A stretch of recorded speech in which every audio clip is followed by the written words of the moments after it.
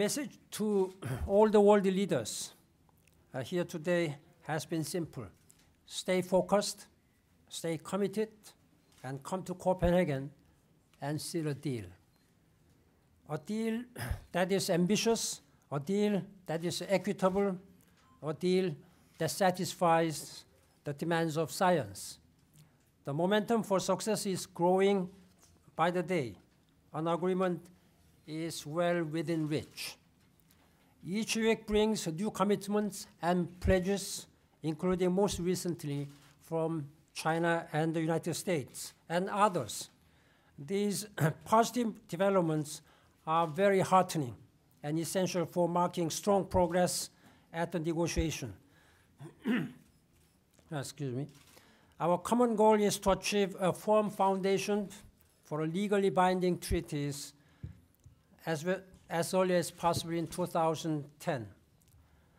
We are looking for strong commitments in 5 areas. First, ambitious midterm targets from developed countries. And second, ambitious mitigation actions by the developing countries that limit the growth of emission to below business as usual. And third, an ambitious adaptation framework for all countries. And fourth, financing and technological support for developing countries. And fifth, a transparent and equitable governance structure to manage and deploy these resources. Among them, financing is the key. In the short term, we look to the developed world to provide at least $10 billion in fast-track funding annually over the next 3 years until 2012. With this money, we can jumpstart low-emission growth in developing countries.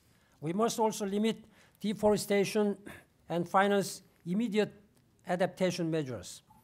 Long-term finance is also critical. Copenhagen must define the means by which resources beyond the next 3 years can be generated at the scale needed. An agreement in Copenhagen that clearly addresses all the building blocks of Bali Action Plan will be a success. We need to get every country on board. Prime Minister Rasmussen and I are asking world leaders from all countries to come to Copenhagen in the final days of this crucial conference. Only leaders can deliver the agreement the world needs. We must not fail. Success in Copenhagen is in sight. We must seize the moment to seal the deal. Thank you very much. Thank you, Mr. Secretary General. Well, first let me begin by thanking Trinidad and Tobago and especially Prime Minister Manning for inviting me to Port of Spain. It is indeed an honor for me to get this opportunity to address the Commonwealth members here less than 2 weeks before the important United Nations climate change meeting in Copenhagen. Allow me also to take the opportunity to thank the Secretary General for his strong personal leadership on the issue of climate change. I will just make a few remarks, 3 remarks to be precise, before we take some of your questions. Points that I also told the assembled leaders at the climate session. Firstly, over the last month, I have consulted with world leaders in order to help pave the way for a successful conclusion of climate change conference in Copenhagen.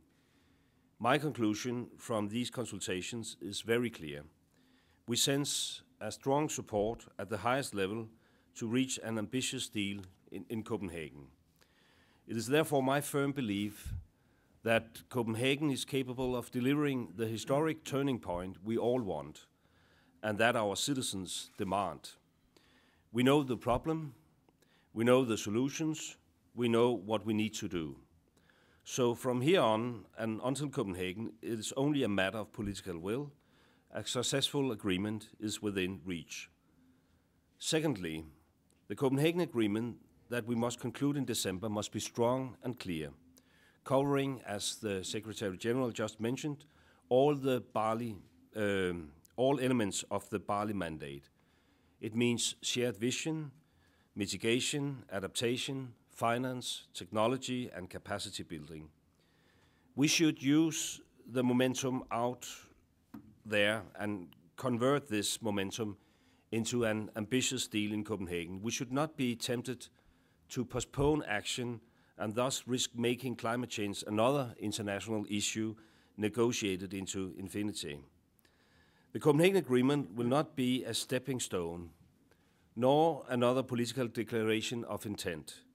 The decision among all countries must include commitments, numbers, and precise language on mitigation, adaptation, technology, and capacity building.